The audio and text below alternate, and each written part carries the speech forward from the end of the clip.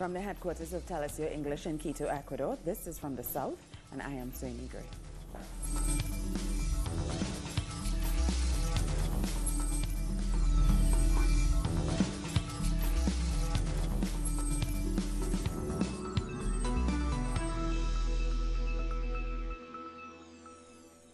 We begin in Peru, where there have been angry demonstrations ahead of the Americas summit to demand the removal of groups opposed to the governments of Cuba and Venezuela. Cuban delegates say the groups are counter-revolutionaries who have been paid to attend and undermine their governments. They accuse the Organization of American States of organizing the sabotage. The protest prevented the OAS Secretary Luis Almagro from opening the morning session with civil society organizations. Alongside the official summit, the Alternative Peoples Summit is seeking to address the issues that affect the peoples of the region. The goal of this People's Summit is to resist the neoliberal policies which are prevalent in a number of countries in the region, endangering people's rights and widening the gap between the rich and the poor. One of the aims of the People's Summit is to make their struggle more visible. We usually only get one side of the conversation, and I think this summit must first serve as an ongoing exchange of information. Furthermore, we must coordinate our plans so we can form a regional offensive. If we don't coordinate, then we won't achieve the goal of the summit. This alternative summit has representatives from sectors long harmed by capitalism. Among them are unions, feminist organizations, campesinos and indigenous communities. The latter want to defend their culture, natural resources and land. We want to create the American Council of Indigenous People so that we may better fight for our rights, so we can make ourselves visible in every instance. This is why we need to be united. In the official summit, lawmakers from different countries are getting together to talk about governing and corruption. This event has been criticized for being led by Peruvian lawmakers, many of whom have been accused of vote buying, links to drug trafficking, illicit campaign finances, embezzlement, among other crimes. There is a political and moral crisis in the Peruvian Congress. I've said it before, the only thing to do is to shut it down and call for new elections. While the official summit of the Americas focuses on business, the Alternative Summit will continue to hold open forums and an anti-imperialist march in support of revolutionary movements in Latin America. The United States has said a final decision on military strikes in Syria has not been taken. This after President Donald Trump tweeted on Wednesday that missiles were on the way. The White House spokeswoman Sarah Sanders said Trump has not laid out a timetable for action in response to an alleged chemical attack in Syria. She added that all options are on the table and that the president is assessing how to respond. She also commented on the state of the U.S. relationship with Russia. Again, the president has not laid out a timetable and still leaving a number of other options on the table, and we're still considering a number of those, and a final decision on that front hasn't been made. The president's been clear that the relationship with Russia is at a new low, and that's due to a number of factors. And Trump took to Twitter once again and explained he never said when a possible attack on Syria would take place. He added this could happen soon or not so soon at all.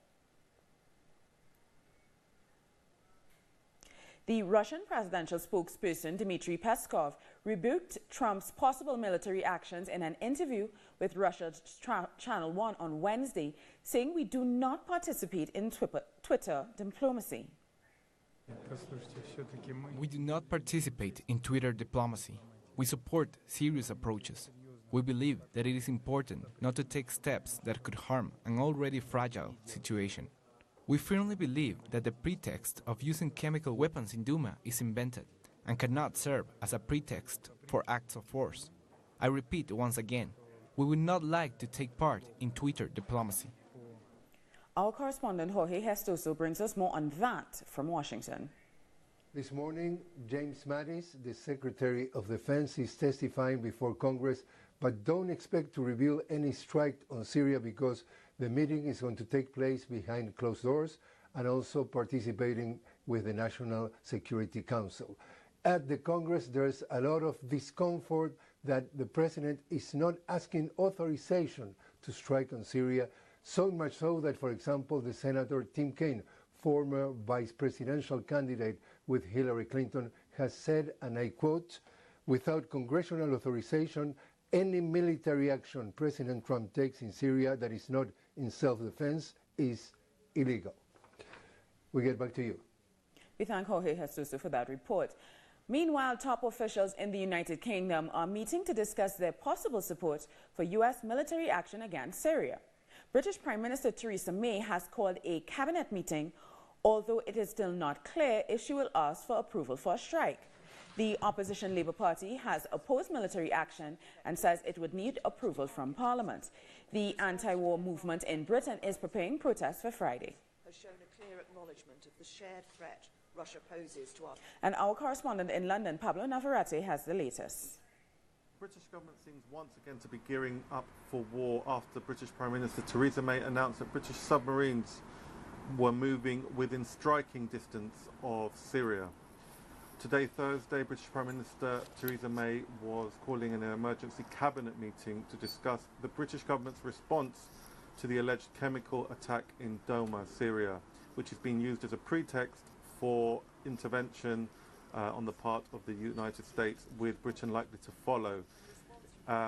There seems to be very little support amongst the British population for military intervention with Syria, with a recent YouGov poll putting the support figure at only 22%. And the Stop the War movement has mobilised, called for protest tomorrow outside 10 Downing Street, British Prime Minister Theresa May residence, to protest British involvement. They will be taking place in London and across the UK. So there seems to be quite a significant level of public opposition to the latest moves by the British government to partake in military action in Syria. Thanks, Pablo, for that report. In Mexico, political violence against female candidates has claimed another victim. On Wednesday, 25-year-old candidate for the Green Party, Maribel Barajas, was found dead in the western state of Michoacan. The body of Barajas was found severely beaten and with knife wounds. The Green Party has urged Mexican authorities to confirm that Barajas was murdered and that other Green Party candidates can campaign safely. One of Barajas' colleagues has launched a video highlighting the risk to female politicians in the country. Ahora resulta que ser joven en este país es hasta peligroso. Being young is also dangerous in this country. Maribel Barajas was just 25 years old, as I am. Maribel Barajas was a candidate for the same party I am running for. Maribel Barajas could be me or any of us. And what are the Mexican authorities doing to guarantee our safety as young women candidates? They are failing. They are failing to guarantee our safety. We're going to take a short break, but join us again after a look at what our multimedia colleagues are reporting.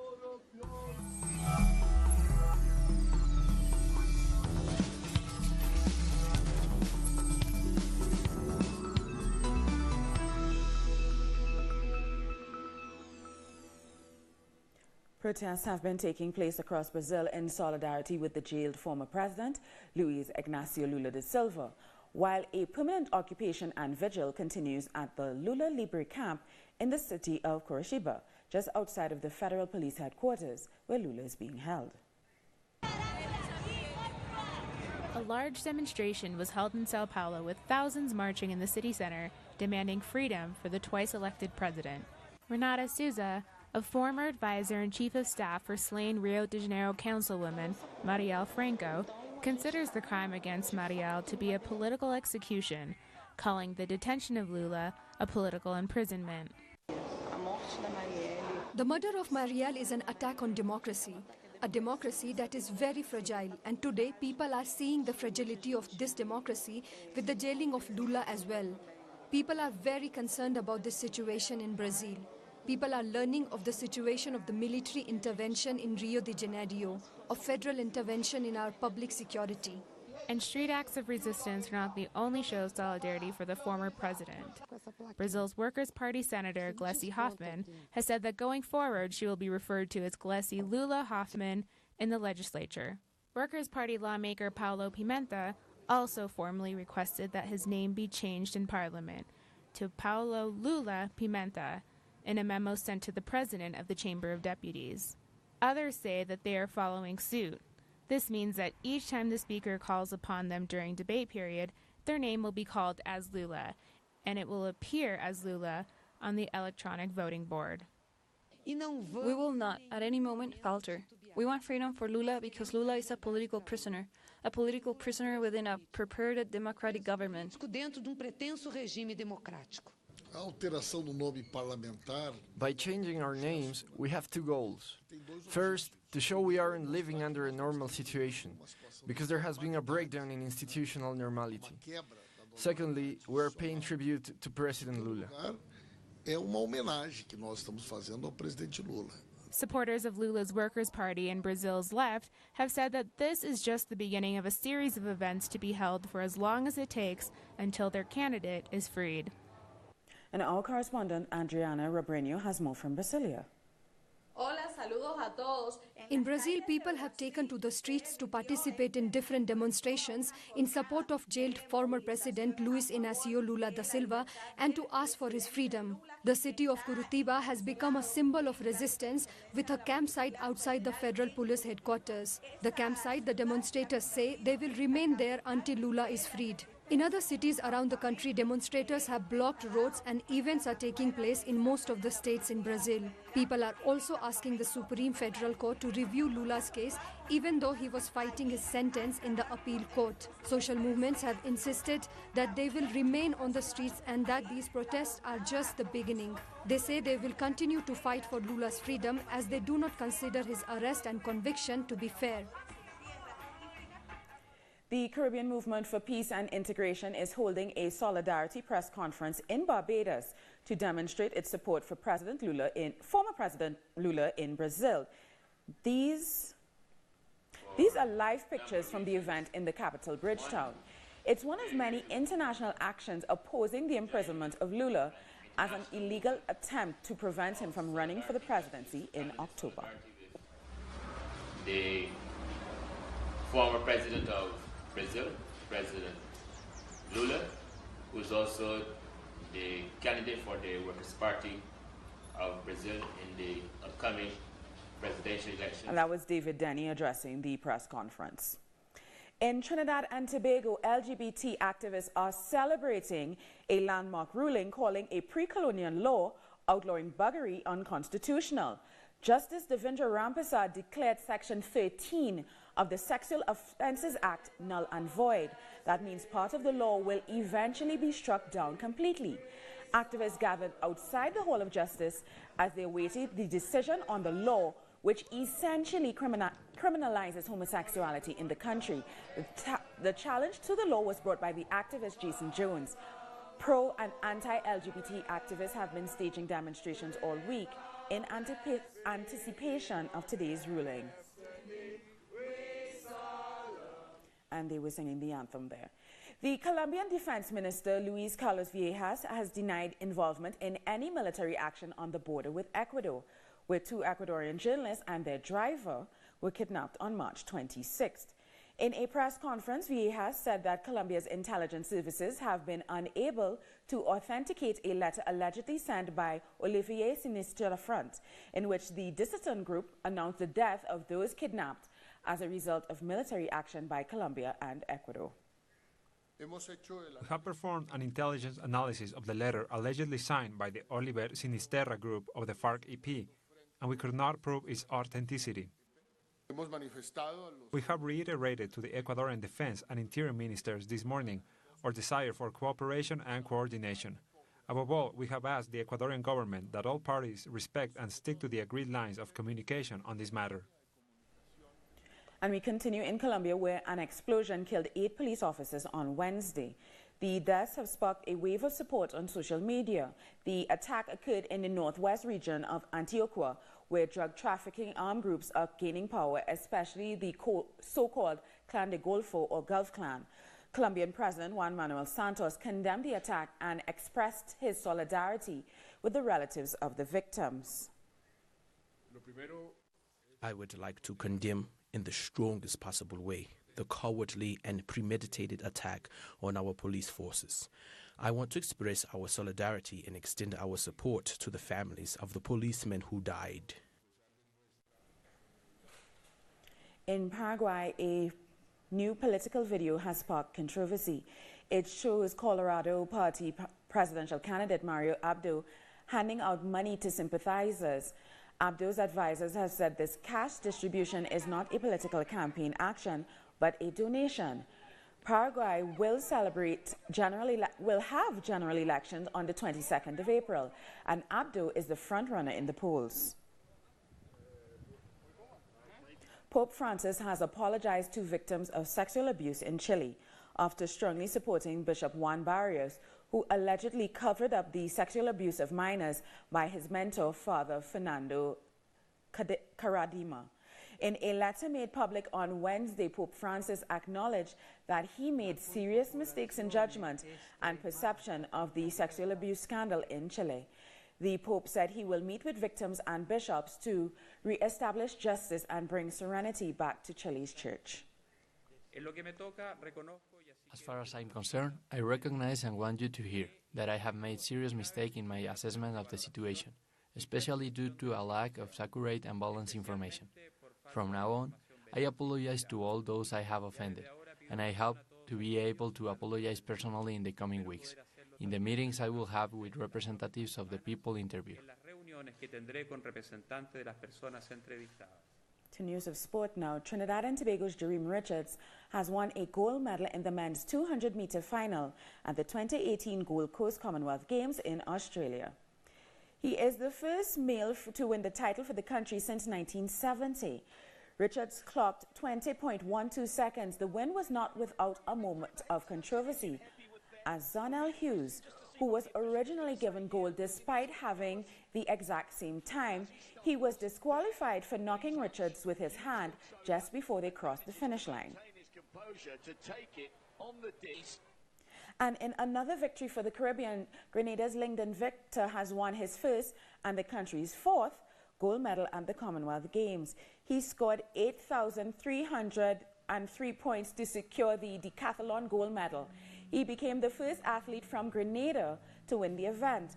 Victor's tally is the best score in the Commonwealth Games since 1998. And we're going to take a short break now, but join us again after a look at what our multimedia colleagues are reporting.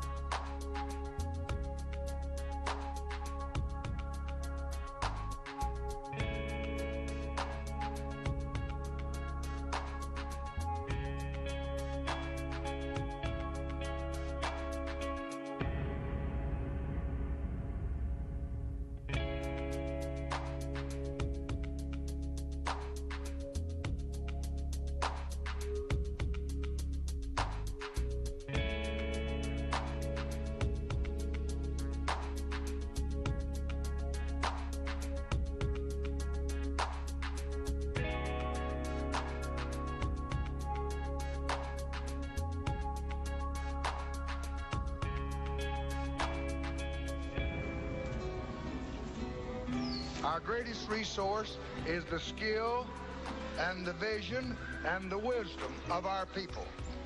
If your education falters or fails, everything else that we attempt as a nation will fail. If you succeed, America will succeed.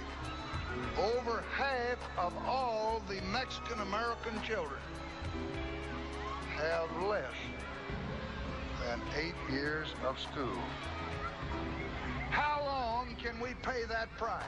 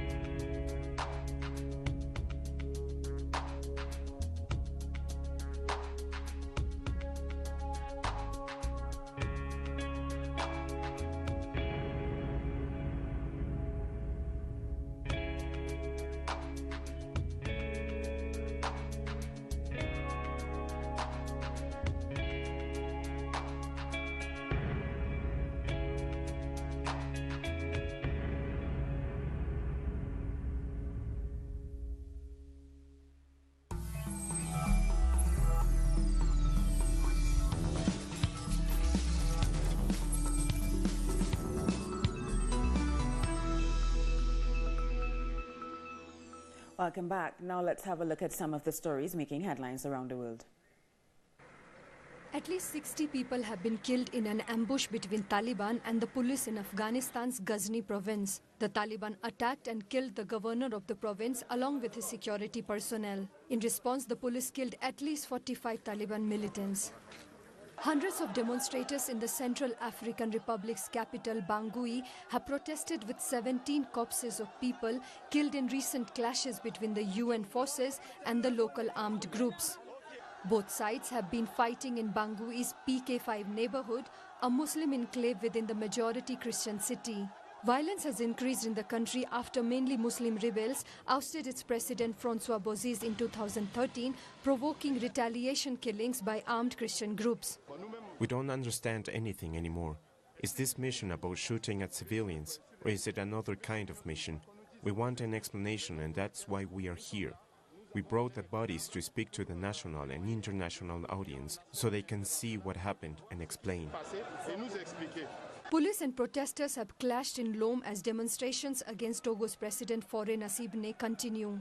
Gnassingbé, who has been in power since 2005, is under pressure to stand down amid calls of constitutional reform. And finally, Russia and Egypt have resumed direct flights more than 2 years after they were suspended following a bomb attack on a Russian plane in 2015. On Thursday, an Egypt Air flight took off from Moscow and an Egyptian Aeroflot flight arrived in Cairo. The attack, which killed more than 200 Russian tourists, was claimed by an affiliate of the Islamic State. The suspension of flights was a blow to the Egyptian economy, which relies heavily on tourism, and Russian tourists were among their top visitors.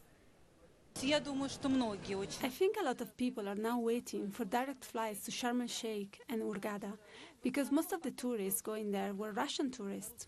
Everyone